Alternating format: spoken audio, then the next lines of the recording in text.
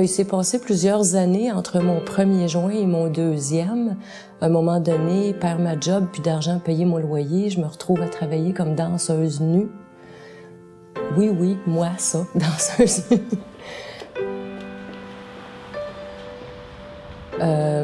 Et là, j'étais dans un environnement idéal pour consommer.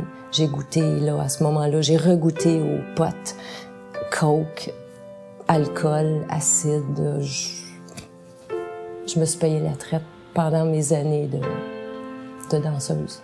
J'ai compris une journée, à un moment donné, il y a un déclic qui s'est fait, que non, j'en ai besoin. C'est plus un plaisir. Je pense que ça, c'est la ligne qu'on franchit à un moment donné, qui nous fait dire que oui, on a un problème. Mais je pense que la substance ou la quantité a rien à voir avec le problème. C'est la relation qu'on a avec la substance qui est problématique. Je me suis rendue en CRD.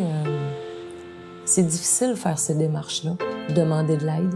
En ce qui me concerne, moi, j'avais l'impression que mon problème était trop petit. Ah, c'est juste du pot, ils vont rire de moi, je peux pas aller là. Les groupes, ce qu'il y a d'intéressant, c'est qu'on se sent moins toute seule avec notre problème. On réalise encore plus, je me répète un peu, mais qu'il n'y a pas de petits ou de gros cas. Il y a des cas. On se sent moins toute seule. Il y a d'autres mondes qui vivent exactement la même chose. C'est réconfortant. Ouais, quand j'étais jeune, non, j'étais pas attirée par la drogue. Au contraire, c'était tabou. Même ma mère, quand elle me parlait des drogués, c'était aïe aïe, une race à part. Là. J'avais beaucoup de préjugés aussi. Un drogué, pour moi, c'est un junkie dans le fond d'une ruelle. Mais c'est tellement pas ça.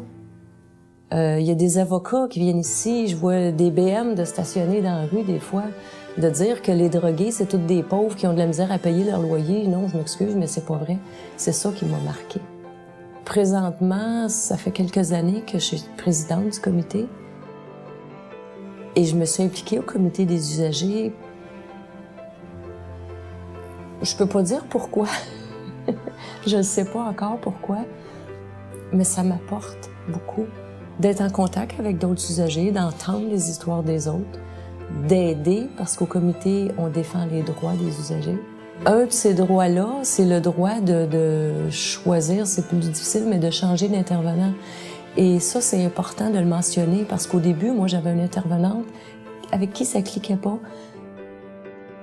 J'ai avancé plus en 6 mois avec la deuxième qu'en 4 ans avec la première. Et ça, je voudrais le dire au monde, vous avez le droit de changer. C'est tellement important que la chimie passe, que ça clique. C'est trop important. Vous savez qu'au CRDM, la philosophie, c'est la réduction des méfaits, c'est pas l'abstinence. Il y a différentes manières d'en arriver là. Il y en a que, si on prend l'exemple de quelqu'un qui se pique à l'héroïne, et qu'on lui apprend à utiliser des seringues propres, c'en est de la réduction des méfaits, ça. On ne juge pas la personne en disant « c'est pas correct, qu'est-ce que tu fais, arrête de consommer ». Non, fais-toi juste moins mal. C'est vrai aussi dans la réduction de la consommation. Je parlais tantôt du plaisir de consommer versus le besoin. J'ai tout arrêté à un moment donné pour pouvoir comprendre ça.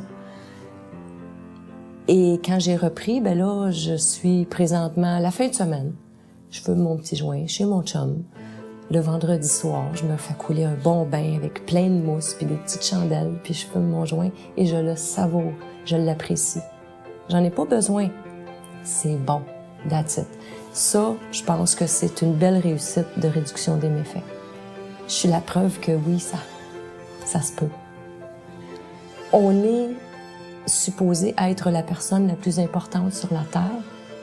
On a juste un corps, on a juste une santé. Il faut s'en occuper, on est important. Le monde, chaque personne est importante. Faut pas hésiter à appeler. Il n'y a pas personne ici qui va dire non. Il n'y a pas personne qui va juger personne.